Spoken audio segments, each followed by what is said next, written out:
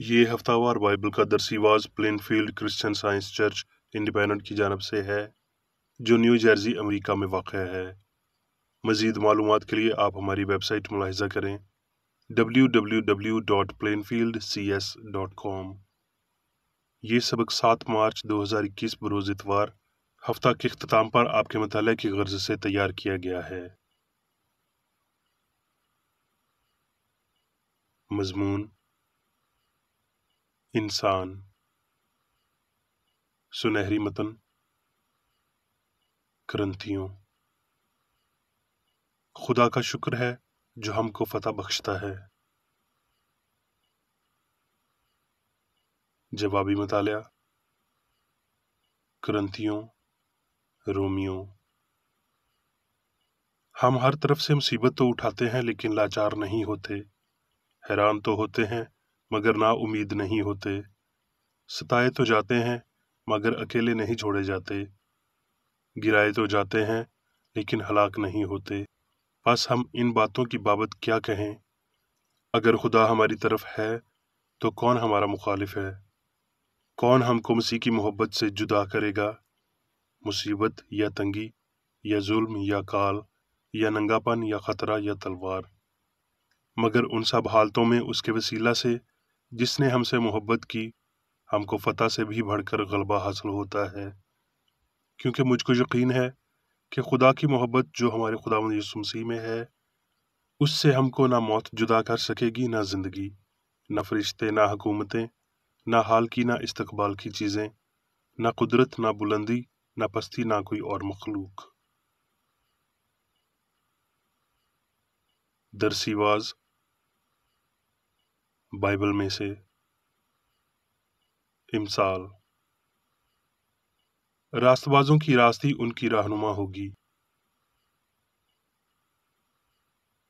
फिलिपियों। सब काम शिकायत और तकरार के बगैर किया करो, ताकि तुम बेऐब और भोले होकर टेढ़े और काजरौ लोगों में खुदा के बेनक्स फर्जंद बने रहो, जिनके दरमियान तुम दुनिया में चिरागों की तरह दिखाई देते हो। फिलिपियों। क्योंकि मैंने ये सीखा है कि जिस हालत में हूँ उसमें राजी रहूं। मैं पस्त होना भी जानता हूँ और बढ़ना भी जानता हूँ। हर एक बात और सब हालतों में मैंने शेर होना, भूखा रहना और बढ़ना घटना सीखा है। जो मुझे ताकत बख्शता है उसमें मैं सब कुछ कर सकता हूँ। पैदाइश। यूसुफ 17 बरस की उम्र में अपने भाइयों के साथ भेड़ बकरियां चराया करता था, और इसराइल यूसुफ को अपने सब बेटों से ज्यादा प्यार करता था, क्योंकि वो उसके बढ़ापे का बेटा था, और उसने उसे एक बूकलबून कबाब भी बनवा दी। और उसके भाइयों ने देखा कि उनका बाप उसके सब भाइयों से ज्यादा उसी को प्यार करता है, सो वो उससे बुग़्ज़ रखने लगे और ठीक तौर पर बात भी नहीं करते थे, और उन्होंने उसे उठाकर गड्ढे में डाल दिया। फिर वो मिदियानी सौदागर उधर से गुजरे, तब उन्होंने यूसुफ को खींचकर गड्ढे से बाहर निकाला और उसे इस्माइलियों के हाथों 20 रुपए को बेच दिया। पैदाइश। और यूसुफ को मिस्र में लाए, और पोतीफर मिस्री ने, जो फराउन का एक हाकम और जलवादारों का सरदार था, उसको इस्माइलियों के हाथ से जो उसे वहां ले गए थे खरीद लिया। और उसके आका ने देखा कि खुदावंद उसके साथ है, और जिस काम को वो हाथ लगाता है खुदावंद उसमें उसे इकबालमंद करता है। इन बातों के बाद ऐसा हुआ कि उसके आका की बीवी की आंख यूसुफ पर लगी, और उसने उससे कहा, मेरे साथ हम बिस्तर हो, लेकिन उसने इनकार किया। तब उस औरत ने उसका पैराहन पकड़कर कहा, मेरे साथ हम बिस्तर हो। वो अपना पैराहन उसके हाथ में छोड़कर भाग गया। जब उसके आका ने अपनी बीवी की वो बातें जो उसने उससे कहीं सुन ली कि तेरे गुलाम ने मुझसे ऐसा ऐसा किया, तो उसका गजब भड़का, और यूसुफ के आका ने उसको लेकर उसे कैद खाना में डाल दिया। लेकिन खुदावंद यूसुफ के साथ था, उसने उस पर रहम किया और कैद खाना के दरोगा की नज़र में उसे मकबूल बनाया। और कैद खाना के दरोगा ने सब कैदियों को जो कैद में थे यूसुफ के हाथ में सौंपा, और जो कुछ वो करते उसी के हुक्म से करते थे। پیدائش۔ پورے 2 برس کے بعد فرعون نے خواب دیکھا، تب فرعون نے یوسف کو بلوا بھیجا، سو انہوں نے جلد اسے قید خانہ سے باہر نکالا۔ فرعون نے یوسف سے کہا، میں نے ایک خواب دیکھا ہے جس کی تعبیر کوئی نہیں کر سکتا، اور مجھ سے تیرے بارے میں کہتے ہیں کہ تو خواب کو سن کر اس کی تعبیر کرتا ہے۔ یوسف نے فرعون کو جواب دیا کہ میں کچھ نہیں جانتا، خدا ہی فرعون کو سلامتی بخش جواب دے گا۔ یہ وہی بات ہے جو میں فرعون سے کہہ چکا ہوں کہ جو کچھ خدا کرنے کو ہے اسے اس نے فرعون پر ظاہر کیا ہے۔ دیکھ، سارے ملک مصر میں 7 برس تو پیداوار کثیر کے ہوں گے، اور ان کے بعد 7 برس کال کے آئیں گے۔ اس لیے فرعون کو چاہیے کہ ایک دانشور اور عقل مند آدمی کو تلاش کر لے اور اسے ملک مصر پر مختار بنائے۔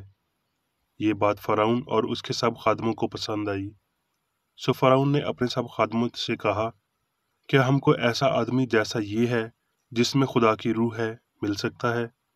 اور فرعون نے یوسف سے کہا، چونکہ خدا نے تجھے سب کچھ سمجھا دیا ہے، اس لیے تیری مانند دانشور اور عقل مند کوئی نہیں، سو تو میرے گھر کا مختار ہوگا اور میری ساری رعایا تیرے حکم پر چلے گی۔ فقط تخت کا مالک ہونے کے سبب سے میں بزرگ تر ہوں گا۔ پیدائش۔ سو یوسف کے 10 بھائی غلہ مول لینے کو مصر میں آئے۔ یوسف نے اپنے بھائیوں کو دیکھا۔ پیدائش۔ اور یوسف نے اپنے بھائیوں سے کہا، ذرا نزدیک آ جاؤ، اور وہ نزدیک آئے۔ تب اس نے کہا، میں تمہارا بھائی یوسف ہوں جس کو تم نے بیچ کر مصر پہنچوایا، اور اس بات سے کہ تم نے مجھے بیچ کر مصر پہنچوایا نہ تو غمگین ہو اور نہ اپنے اپنے دل میں پریشان ہو، کیونکہ خدا نے جانوں کو بچانے کے لیے مجھے تم سے آگے بھیجا۔ پطرس۔ کیونکہ اگر کوئی خدا کے خیال سے بے انصافی کے باعث دکھ اٹھا کر تکلیفوں کی برداشت کرے تو یہ پسندیدہ ہے، اس لیے کہ اگر تم نے گناہ کر کے مکے کھائے اور صبر کیا تو کون سا فخر ہے۔ ہاں، اگر نیکی کر کے دکھ پاتے اور صبر کرتے ہو تو یہ خدا کے نزدیک پسندیدہ ہے، اور تم اسی کے لیے بلائے گئے ہو، کیونکہ مسیح بھی تمہارے واسطے دکھ اٹھا کر تمہیں ایک نمونہ دے گیا ہے تاکہ اس کے نقش قدم پر چلو۔ نہ اس نے گناہ کیا اور نہ اس کے منہ سے مکر کی کوئی بات نکلی، نہ وہ گالیاں کھا کر گالی دیتا تھا اور نہ دکھ پا کر کسی کو دھمکاتا تھا، بلکہ اپنے آپ کو سچے انصاف کرنے والے کے سپرد کرتا تھا۔ فلپیوں۔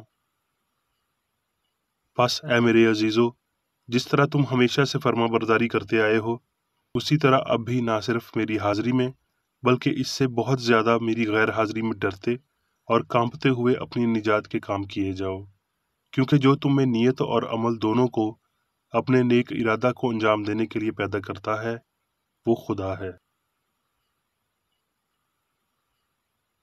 رومیو۔ اور ہم کو معلوم ہے کہ سب چیزیں مل کر خدا سے محبت رکھنے والوں کے لیے بھلائی پیدا کرتی ہیں، یعنی ان کے لیے جو خدا کے ارادہ کے موافق بلائے گئے۔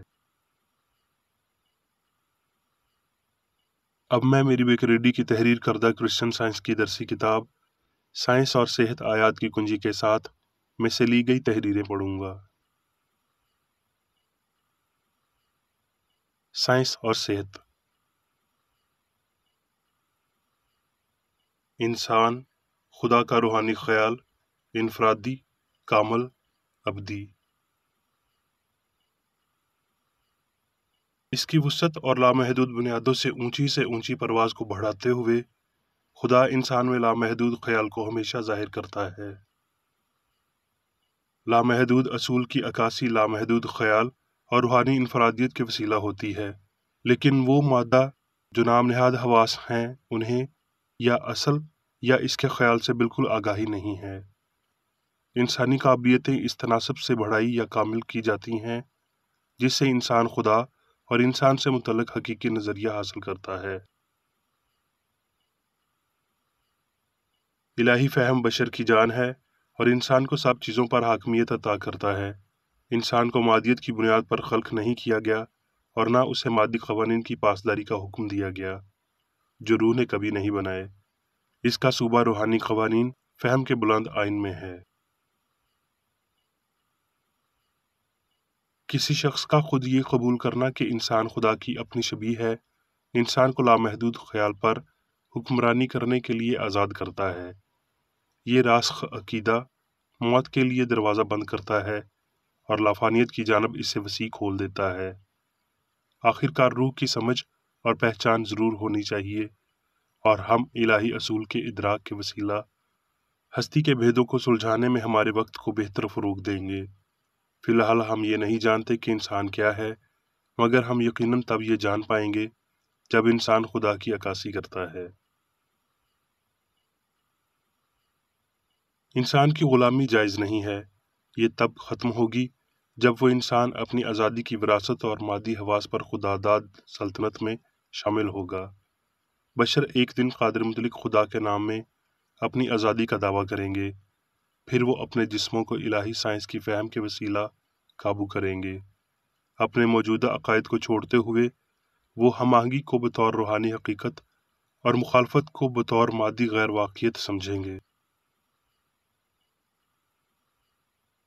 ہم فانی عقیدے کی کھائیوں میں غوطہ لگانے سے خدا کی تخلیق کے معیار اور فطرت کو نہیں ناپ سکتے۔ ہمیں مادے میں سچائی اور زندگی کو تلاش کرنے کے لیے ہمارے کمزور اضطراب کو الٹانا چاہیے اور مادی حواس کی شہادت سے اونچا، فانی خیال سے خدا کے لافانی خیال تک اونچا اٹھنا چاہیے۔ یہ واضح تر اور بلند تر خیالات خدا کے بندے کو اپنی ہستی کے احاطے اور مکمل مرکز تک پہنچنے کے لیے حوصلہ افزائی دیتے ہیں۔ الہی محبت اپنے خود کے خیالات کو برکت دیتا ہے اور انہیں بڑھنے، اس کی قوت کو ظاہر کرنے کا موجب بنتا ہے۔ انسان مٹی جوتنے کے لیے پیدا نہیں کیا گیا، اس کا پیدائشی حق محکومی نہیں، حکمرانی ہے۔ وہ زمین پر اور آسمان پر عقیدے کا حاکم ہے، جو خود صرف اپنے خالق کے ماتحت ہے۔ یہ ہستی کی سائنس ہے۔ کسی طریقے سے جلد یا بدیر سب مادیت میں برتری کی جانب بڑھتے ہیں، اور تکالیف اکثر اس بلندی کا الہی کارگزار بنتا ہے۔ سب چیزیں مل کر خدا سے محبت رکھنے والوں کے لیے بھلائی پیدا کرتی ہیں۔ یہ کلام کا دعویٰ ہے۔ وہ جو اس پر بھروسہ رکھتے ہیں قدم بقدم یہ جانیں گے کہ خدا ہماری پناہ اور قوت ہے، مصیبت میں مستعد مددگار۔ اپنی نجات کے کام کرتے جائیں۔ یہ زندگی اور محبت کا مطالبہ ہے، کیونکہ یہاں پہنچنے کے لیے خدا آپ کے ساتھ کام کرتا ہے۔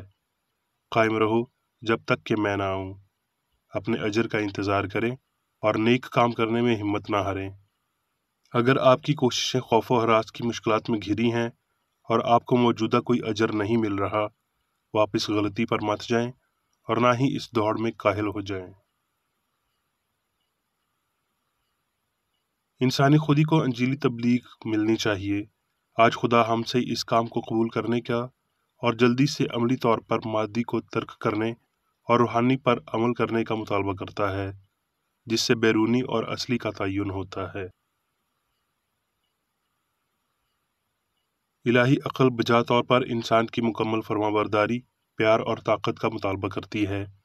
اس سے کم وفاداری کے لیے کوئی تحفظات نہیں رکھے جاتے۔ سچائی کی تابعداری انسان کو قوت اور طاقت فراہم کرتی ہے، غلطی کو سپردگی طاقت کی کمی کو بڑھا دیتی ہے۔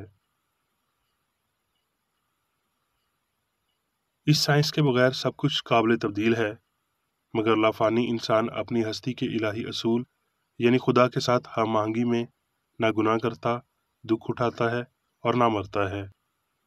تب ہماری زیارت کے ایام ختم ہونے کی بجائے بڑھ جائیں گے جب خدا کی بادشاہی زمین پر آتی ہے، کیونکہ حقیقی راہ موت کی بجائے زندگی کی جانب لے جاتی ہے، اور زمینی تجربہ غلطی کی محدودیت اور سچائی کی ان محدود خصوصیات کو ظاہر کرتا ہے جن میں خدا انسان کو ساری زمین پر اختیار عطا کرتا ہے۔ ہر دور اور ہر حال میں بدی پر اچھائی کے ساتھ قابو پائیں۔ خود کو جانیں تو خدا بدی پر فتح مندی کے لیے حکمت اور موقع فراہم کرے گا۔ محبت کے لباس میں ملبوس ہوں تو انسانی نفرت آپ تک پہنچ نہیں سکتی۔ جب پرانے ہو رہے ہوں تو آپ کو نئے پہننے سے خوفزدہ نہیں ہونا چاہیے۔ آپ کی پیش قدمی حسد کو اکسا سکتی ہے، مگر یہ احترام کو بھی اپنی طرف کھینچے گی۔ جب غلطی آپ کا سامنا کرتی ہے تو اس ملامت یا وضاحت کو نظر انداز مت کریں جو غلطی کو نیست کرتی ہے، ماں سوائے اسے صاف کرنے کی کوشش میں غیر اخلاقی ماحول پیدا نہ کریں۔ برداشت، اچھائی اور سچائی کو مضبوطی سے تھام لیں تو آپ انہیں اپنے خیالات کے قبضے کے تناسب سے انہیں اپنے تجربات میں لائیں گے۔ انسان اسی جانب رواں رہتا ہے جہاں اس کی نظر ہوتی ہو، اور جہاں اس کا خزانہ ہو وہیں اس کا دل بھی لگا رہتا ہے۔ اگر ہماری امیدیں اور احساس روحانی ہیں تو وہ اوپر سے آتے ہیں، نیچے سے نہیں، اور وہ ماضی کی طرح روح کے پھل پیدا کرتے ہیں۔ اگر شاگرد روحانی طور پر ترقی کر رہا ہے تو وہ داخل ہونے کی جدوجہد کر رہا ہے، وہ مادی حص سے دور ہونے کی مسلسل کوشش کر رہا ہے اور روح کی ناقابل تسخیر چیزوں کا متلاشی ہے۔ اگر ایماندار ہے تو وہ ایمانداری سے ہی آغاز کرے گا اور آئے دن درست سمت پائے گا، جب تک کہ وہ آخرکار شادمانی کے ساتھ اپنا سفر مکمل نہیں کر لیتا۔ جب تک فتح یابی ناقابل تسخیر سچائی کے ساتھ موجود نہیں ہوتی، طالب علموں کے ذہنوں میں غلط اور صحیح، سچائی اور غلطی گتھم گتھا رہیں گے۔ اب میں میری بیکریڈی کی جانب سے چرچ مینول میں دیے گئے روزانہ کے 3 فرائض پڑھوں گا۔ روزمرہ کی دعا۔ اس چرچ کے ہر رکن کا یہ فرض ہے کہ وہ ہر روز یہ دعا کرے: تیری بادشاہی آئے، الہی حق، زندگی اور محبت کی سلطنت مجھ میں قائم ہو، اور سب گناہ مجھ سے خارج ہو جائیں، اور تیرا کلام سب انسانوں کی محبت کو وافر کرے اور ان پر حکومت کرے۔ مقاصد اور اعمال کا ایک اصول۔ نہ کوئی مخالفت، نہ ہی کوئی محض ذاتی وابستگی مادری چرچ کے کسی رکن کے مقاصد یا اعمال پر اثر انداز ہونے چاہیے۔ سائنس میں صرف الہی محبت حکومت کرتی ہے، اور ایک مسیحی سائنسدان گناہ کو رد کرنے سے حقیقی بھائی چارے، خیرات پسندی اور معافی سے محبت کی شیریں آسائشوں کی عکاسی کرتا ہے۔ اس چرچ کے تمام اراکین کو سب گناہوں سے، غلط قسم کی پیشن گوئیوں، منصفیوں، مذمتوں، اصلاحوں، غلط تاثرات کو لینے اور غلط متاثر ہونے سے آزاد رہنے کے لیے روزانہ خیال رکھنا چاہیے اور دعا کرنی چاہیے۔ فرض کے لیے چوکسی۔ اس چرچ کے ہر رکن کا یہ فرض ہے کہ وہ ہر روز جارحانہ ذہنی آراء کے خلاف خود کو تیار رکھے اور خدا اور اپنے قائد اور انسانوں کے لیے اپنے فرائض کو نہ کبھی بھولے اور نہ کبھی نظر انداز کرے۔ اس کے کاموں کے باعث اس کا انصاف ہوگا، وہ بے قصور یا قصوروار ہوگا۔